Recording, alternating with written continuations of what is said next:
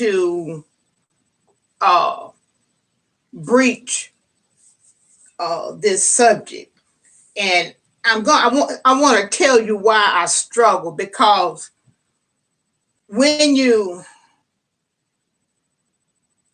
sometimes it's hard to share what it is that you've dealt with, uh, and so as not to offend. God bless you, friend. So good to see you.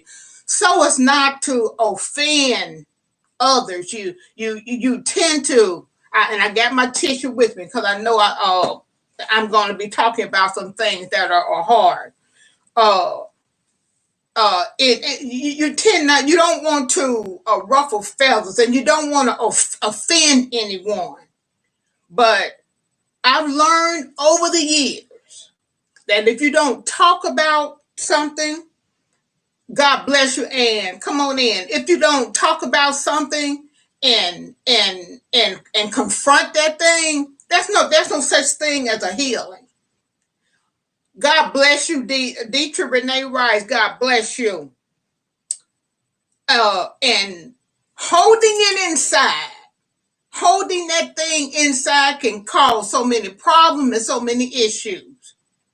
What as you see now, I have and God bless you, Apostle.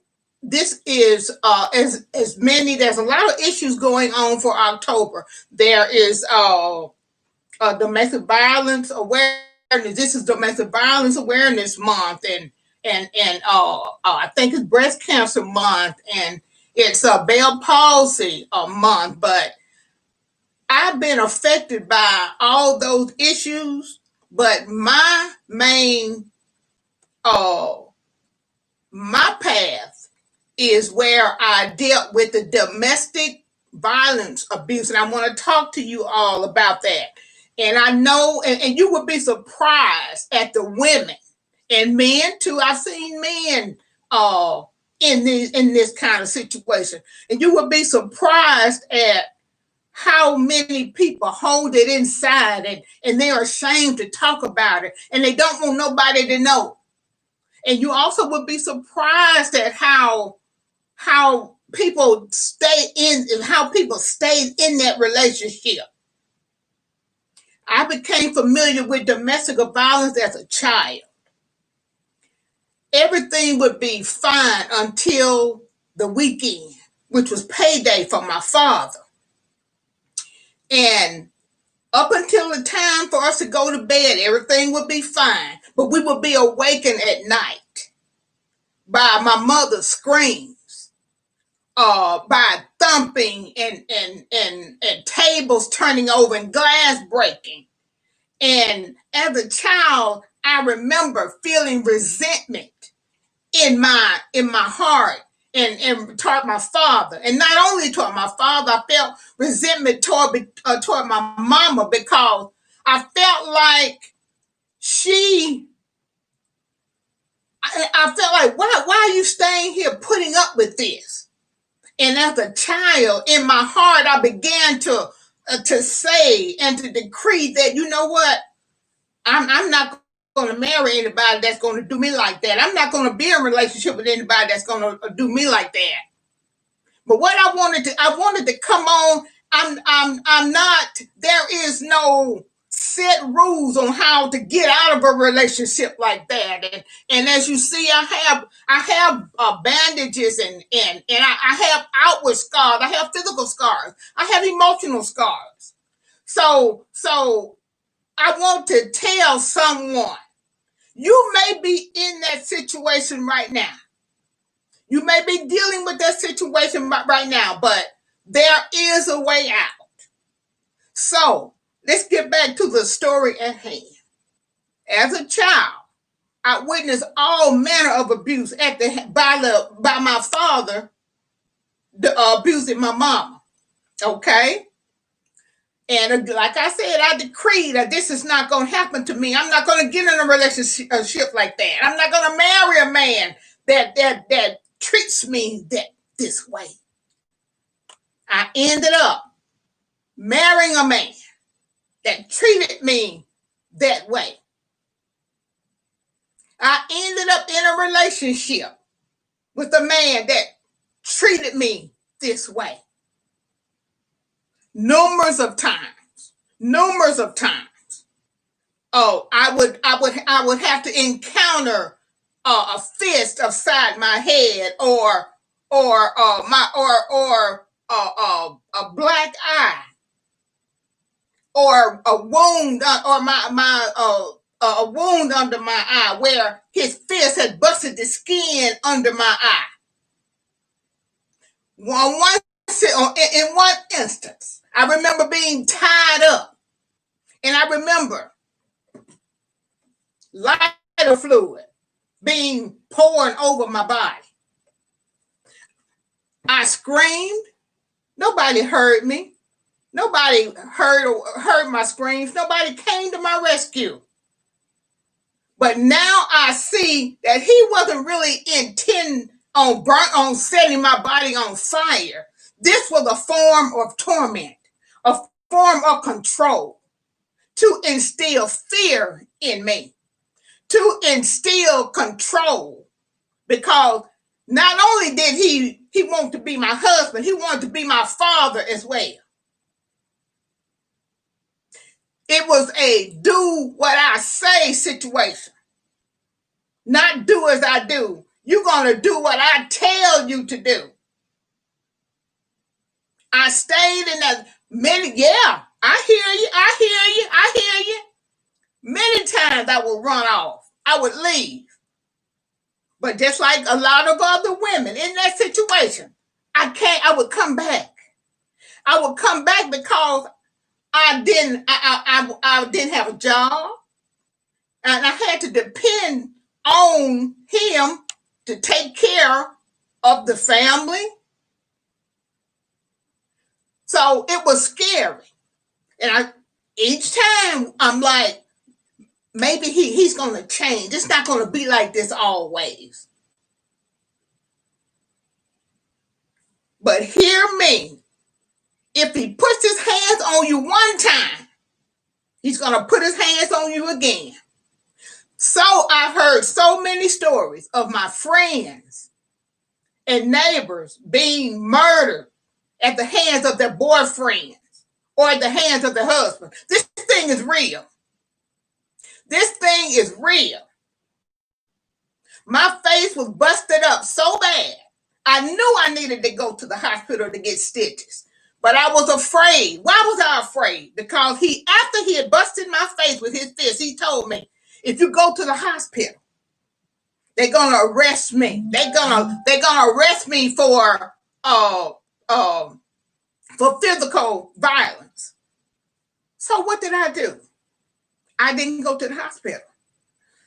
So I still have this deep gash under my eye because I didn't want him to get in trouble. Can you imagine that? Can you imagine being in that situation at the hands of your abuser? You are being mistreated. You are being beaten, but you don't want him or her to get in trouble. You don't want them to get locked up. And then in the back of your mind, you're thinking, well, if he goes to jail and they let him out, he's just going to come back and do me worse and beat me more. I could remember one incident. I had called by this time, I had gotten the nerve. I had gotten the courage to get out of that relationship. And every weekend he would make his way back to the house, and I would end up having to call the police, and they wouldn't arrest him. And I'm pleading, I'm afraid, I'm scared. Why are you not going to arrest him? Well, ma'am, we're not going to arrest him because we didn't see him hit you. We have to see. And I think that is still the case today in 2020. They have to see the abuse happen. So what are you saying, Erlene? I am saying, hear me, women, hear me, men. Like I say, I've seen men in this situation as well. If you see you are in a situation where your spouse or your significant other is violent, get you a plan. I would even call it a getaway plan. And this is where some people mess up. You don't get mad and tell them, I decided I'm gonna leave. That is the most dangerous and vulnerable time in that relationship. You don't tell them you leave it. You set your plan in motion. You get you some money saved up. You get you somewhere to go where they won't know where you are. And you pick that time. You pick that time where when they are when you're at the house alone and they're not with you, you pick that time. If you have to go to your parents' house, if you have to go to a friend's house or a sister or brother's house, get out of that situation. This is it's a lethal situation. And you may say, again, I hear you, I hear you. So many people say, I even said it about my mama. If it's why are you still in this relationship? Why are you allowing my father to get away with all this stuff? My mama had 15 children by my father. Eventually, years after years and years of abuse, she finally got up the courage and the nerve to pack all of us in a car and to leave the state. Okay, we thinking we're able to breathe now. We're thinking, okay, we're safe now. Somehow or another, he finds us. And he comes to that other state. And he convinces my mom to come back to Chicago. Everything's going to be different. Everything is going to be, I'll never hit you again. The same night we traveled back to Chicago, he jumped on her. The same night.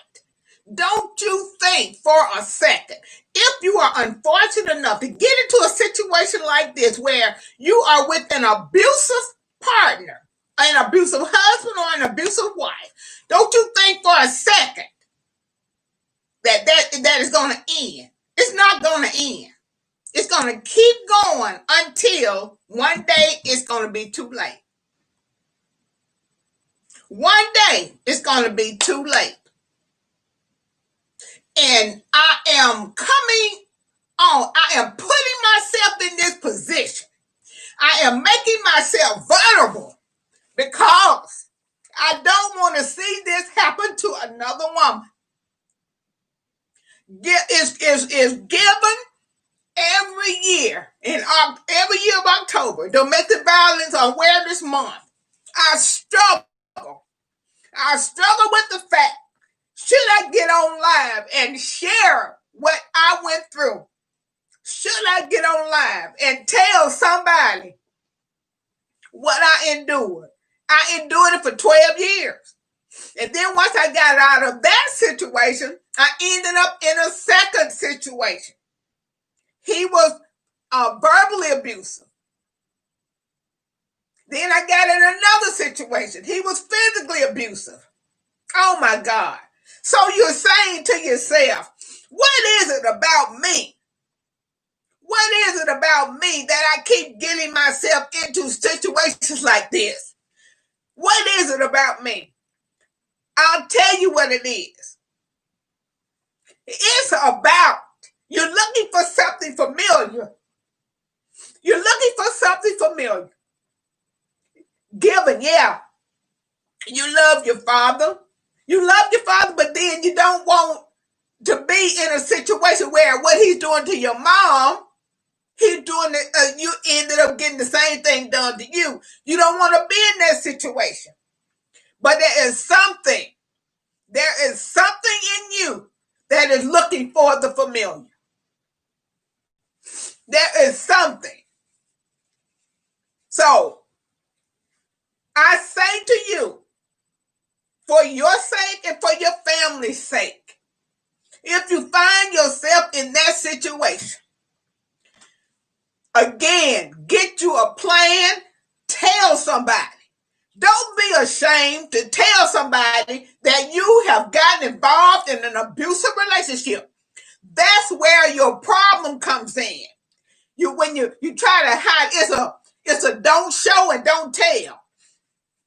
Many times I would go around my family with shades or with sunglasses on, especially my mom and my brothers, because I didn't want them to know what was going on.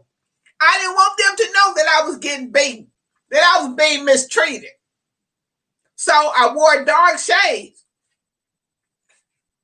But one time, I can't remember which one of my children ran and to get their grandmother during at one of these episodes, and the situation calmed down, and my brothers wanted to really hurt him, but I didn't want them to hurt him. Again, it seems like we care more about their feelings, how they're dealing with a situation, than we care about our own self. We don't want them to get in trouble. We don't want them to get locked up. We don't want nobody to hurt them. But every week you're getting abused, you're getting beat, you're getting stomped on, you're getting kicked, and you begin to think, what is it about me? Maybe I can do better. Maybe if I cook more, maybe if I clean more, maybe if I don't say anything when he says something to me, maybe if I keep the children quiet, things will be okay, or he'll calm down. That doesn't have anything to do with it. That doesn't have a thing to do with it. Once you get in a situation like that, the best thing you can do is make your plans, document everything. Let somebody know. Hear me, people. Let somebody know if you're in a situation like that. And if not for yourself, for your children, get out of that situation as soon and as quick as you can. And I am surprised. Here it is, 2020, and I still cry. Why am I crying? Why does it still hurt? I don't have an answer for that right now. But if you're in that situation, you let somebody know. And you make your plans to get out of it. And don't be boastful. Don't try to be brave and say, that's why I'm getting away from you. That's why I'm leaving you. Don't do that. Because you may not ever get out alive. Love you. That's the first thing. In order to survive a situation like this, we have to love ourselves. Love yourself and be true to yourself. Love your family. Love your children. Love your sisters and your brothers and your parents. Because they don't want to see anything happen to you. They don't want to bury you. They don't want to bury you because your significant other, your husband or your wife has killed you. So many times over the years, you hear it on the news, you see it on television, you see series about it, about how a wife or a husband has been murdered at the hands of their significant other. It's a dangerous situation. Don't take it lightly, because it happens and it's still happening. Okay, I've heard this. Oh, he was just mad, or she was just upset. It's not gonna happen again. If they do it one time, they're gonna do it again. And it's okay. It's okay to say, I was in a situation like that, but I got out. That's the key point. Be able to say, I got out. And be able to say, look, I know what you're going through. I know how you feel. Let me tell you how I got out. I've got numerous of emails and texts of groups and organizations that want me to come in and speak about how I got through and how I got out. Don't you worry about who may be offended. Don't you worry about who may get upset about you sharing your story. Because at the end of the day, it's not about them and it's not about you. It's about how you got out and how you can help somebody else to get out of that situation. I thank God that each and every one of you have joined in. If you know of anybody that's in that situation, talk to them. Talk to them. And let them know I am here for you. I love you. I don't want nothing to happen to you. Let me help you get out of this situation. Now there's so many more resources. It wasn't resources for issues like that when I was back in my day when I was going through it. There was no resources.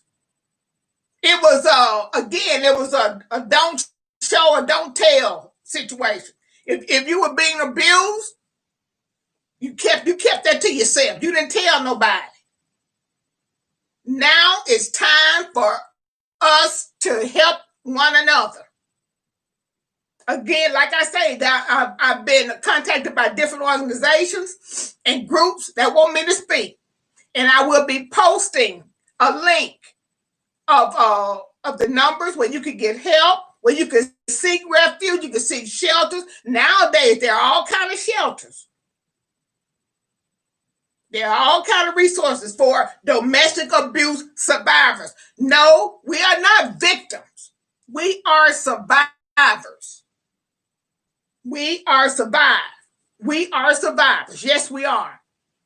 You can make it. You can get out. That's all I want. That's all I wanted to tell you. That's all I wanted. That's all I wanted to know. I wanted to let someone know. And if you know of anyone that's in that situation, share this video, share this broadcast, and let them know, baby, get out. Get out while you can. Because let me say this, it's a death sentence. It is a death sentence if you stay. And that's as blunt as I can put it. That's as blunt as I can put it. You can do it. You can make it. You don't have to stay there. Again, there are all kinds of resources. You don't have to worry about where your children are going to sleep. You don't have to worry about what your children are going to eat. There's a lot of resources out there now. There's a lot of resources, ladies. And if you're in that situation, I'm on Facebook, I'm on Instagram, and I'm on Twitter, as well as YouTube. Inbox me. Send me a message. And I will do as much as I'm humanly possible to help you get out of that situation. Because this is your life. And you deserve to live your life in peace and in harmony. You don't have to be abused. You don't have to be mistreated.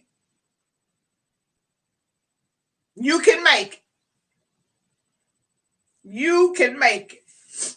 God bless each and every one that joined me. I thank you so much for your support. Like I say, it's a struggle.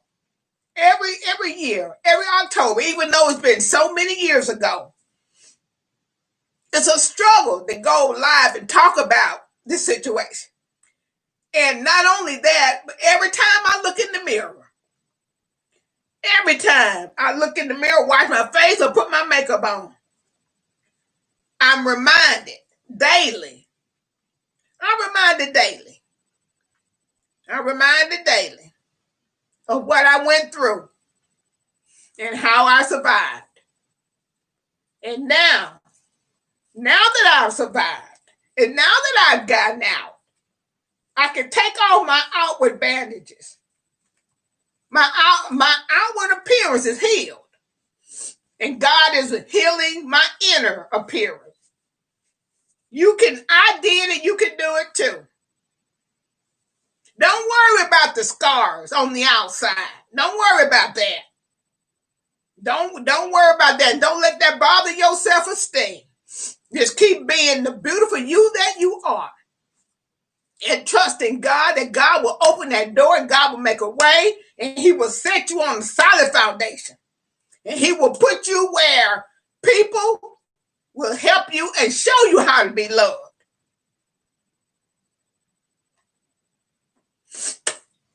That's it. That's it. Again, I want to thank you for joining. I don't know why I'm so emotional right now, but I am.